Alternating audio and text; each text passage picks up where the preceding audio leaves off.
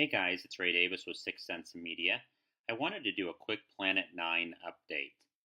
We haven't talked about that on the blog or even on the Secret podcast with Dennis here in a while, and I wanted to give you guys an update on some of the news that's going on with Planet 9.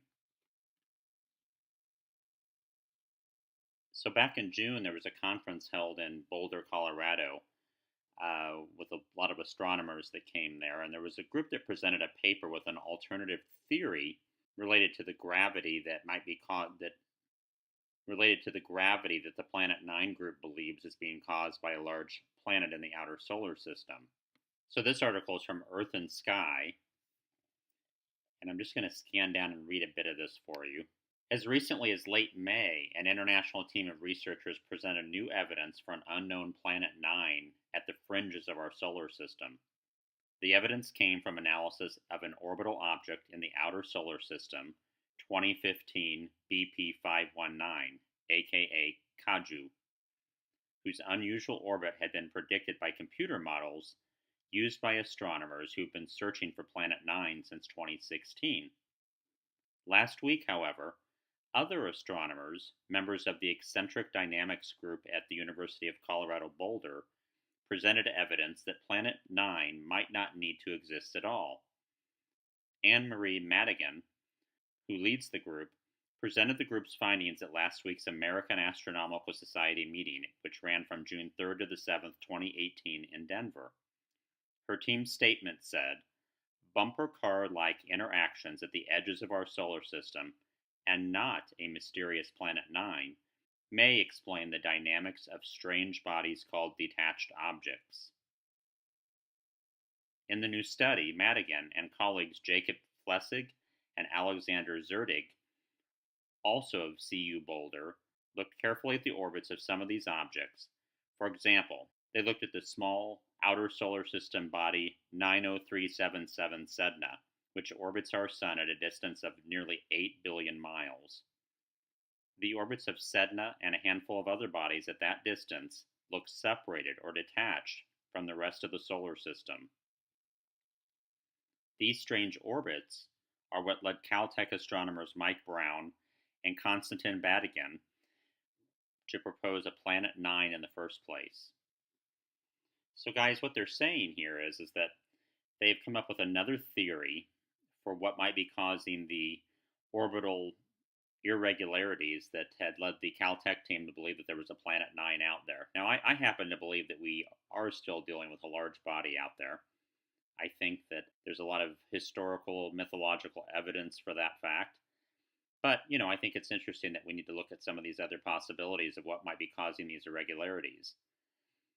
One of the other reasons I feel very strongly that there is something out there is there have been a whole set of data and research over the years from various researchers that have led them to believe that something is not right in the outer solar system based on the current models that we look at. And the fact that we keep coming back to this over and over again tells me that there's got to be something to this. So that's that article. I'm going to take you out to another article really quickly here, a more recent one. This is from July 3rd, so just a couple of days ago. Why can't we find Planet 9?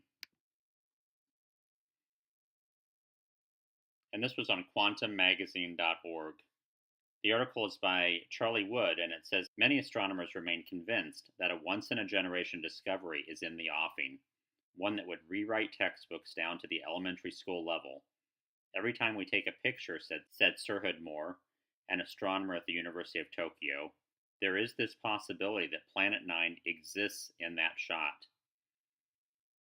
Planet 9, the hypothetical body thought to be lurking far beyond Neptune, continues to accumulate circumstantial evidence for its existence, but no telescope has yet been able to spot it.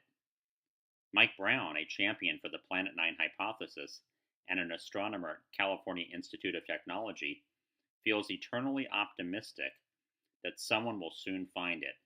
But there's reason to believe that Planet 9, if it exists, might be essentially invisible to existing observatories. At a recent Caltech workshop, 24 physicists gathered to share the latest news and discuss more creative ways to hunt. So basically what these physicists are saying is that we may not be able to see Planet 9 out there. And so they're having to develop new ways to look for it. if you continue on down the article here, it says, out there, space gets dark alarmingly fast. Planets twice as far away look 16 times dimmer. The intensity of sunlight weakens by a factor of 4 going out and then 4 times again coming back at an orbital distance of about 600 astronomical units. And of course, an astronomical unit is the distance between the Earth and the Sun. Planet 9 would be 160,000 times dimmer than Neptune at 30 AU. At 1,000 AU, it would be more than a million times weaker. So basically what these guys are saying is that this object, if it is out there, despite the fact that it might be 10 times the mass of Earth, might be virtually impossible to see because there's just not enough light out there to capture it. So we're probably going to have to find other ways to find Planet 9 beyond just a visual telescope. So they've come up with some different ways of potentially looking for Planet 9. One is to look for its heat signature out there.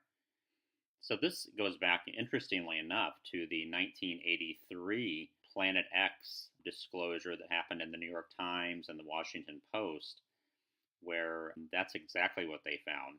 The IRAS telescope at that time, which was one of the first space-based telescopes, found a heat signature for an object out in the outer solar system. So it would be really interesting if that technique is what they wind up using to capture and find Planet 9. So anyway, guys, I just wanted to provide you a quick update. That's kind of what's going on in Planet 9 news right now. So we have one group out there saying that, hey, Planet 9 may not be out there at all. And we've got another group saying, hey, you'll never see it. So we need to look for alternative ways to find it. So this is Ray Davis with Sixth Sense Media.